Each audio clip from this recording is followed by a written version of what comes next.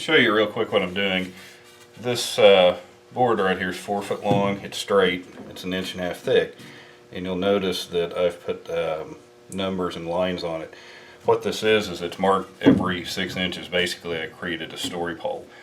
I know it's straight. I know it is 1.5 inches thick. So what I'm doing is putting it right up here against the front of the bow, or against the front bulkhead. This is where my first 4 foot sheet of plywood will go. So I basically can use this to determine from this point to this point, assuming those two are 0, what the relative heights are from the top of this to the deck. And how we're doing that is I've got this real simple tri-square. Again, I still can't find my good one. I'm not sure where it's at, but anyhow, this one works. So basically what I do is just kind of loosen this up where it slides back and forth, stick it down, let it hit the deck, and then I push it down until it touches the top of our story pole. And then I can pull this off and basically take a reading off of this. For instance, this is about 2.5 inches. We know that the board's 1.5 inches thick. That means that there's about 1 inch gap between here and there. So that's basically how I'm doing it. That'll give me kind of a rough profile for the bottom of this piece.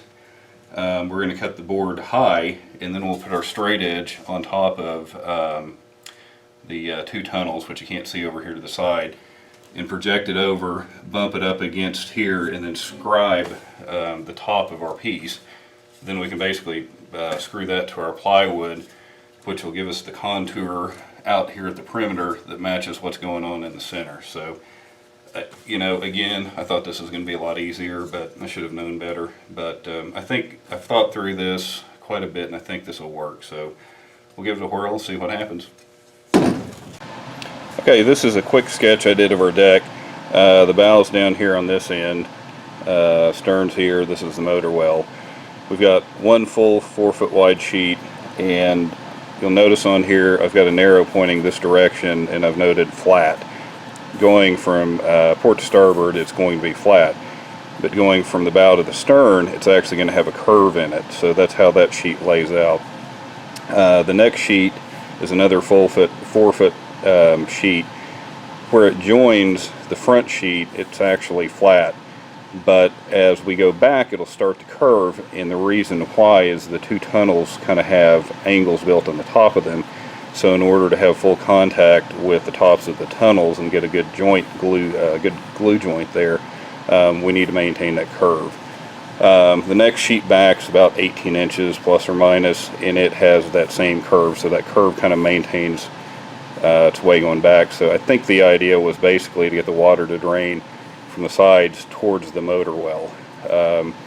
The back part is about 42 inches, and again, it's just basically flat sheets that slope towards the center. Now, I might end up doing this as a full sheet and cutting a notch out of it. I don't know.